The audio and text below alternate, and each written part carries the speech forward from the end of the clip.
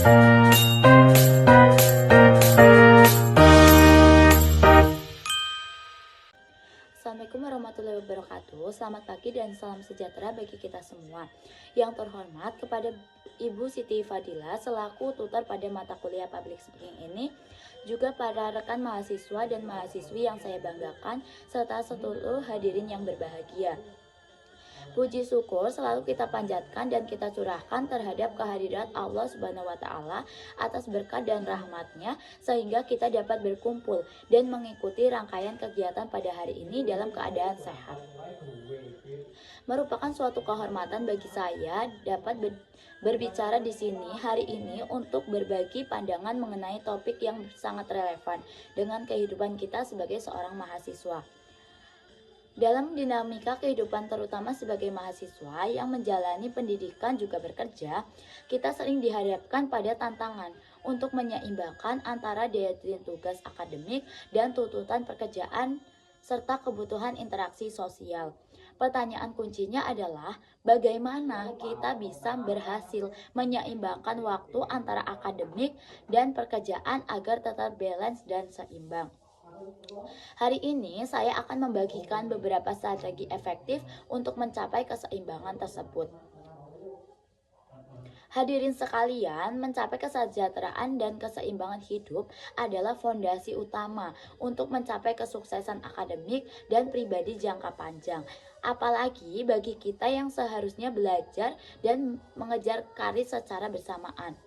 Memang tidaklah mudah, tetapi kalau hal ini bisa berjalan beriringan, rasanya itu akan sangat menyenangkan.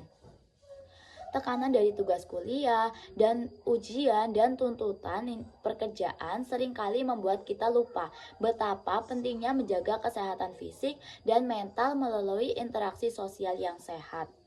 Strategi efektif yang bisa kita lakukan untuk mengatur kehidupan sosial dan akademik secara seimbang, kita bisa melakukan seperti yang pertama, tetapkan rencana dan prioritas untuk manajemen waktu. Langkah pertama, kita bisa lakukan seperti membuat jadwal yang jelas dan realistis.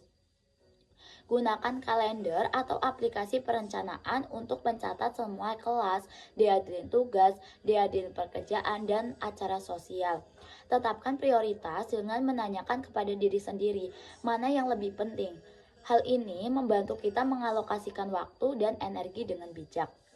Yang kedua, kita dapat menjalani komunikasi efektif, berkomunikasi dengan dosen, teman, rekan kerja, dan juga keluarga tentang jadwal dan komitmen kita.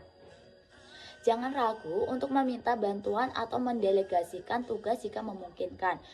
Komunikasi yang baik dapat mengurangi kesalahpahaman dan juga stres.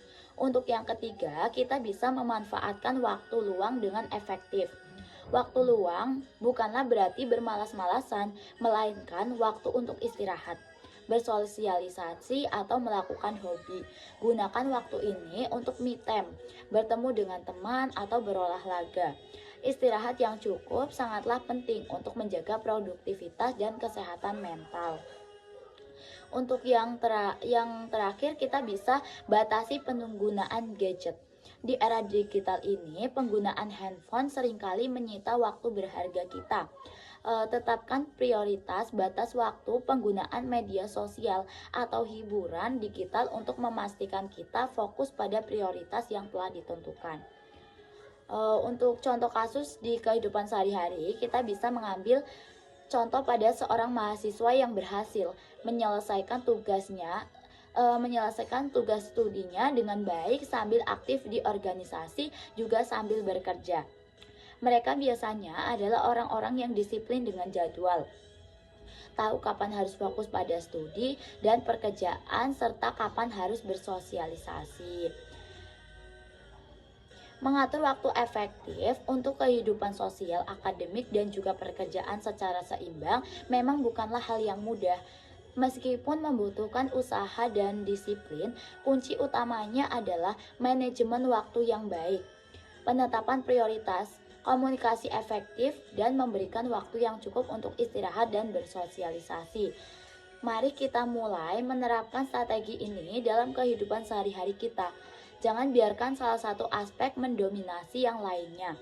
Dengan keseimbangan yang tepat, motivasi pribadi, dorongan untuk sukses akademik dan karir, kita dapat meraih kesuksesan itu secara bersamaan sambil menikmati kehidupan sosial yang sehat dan bermakna.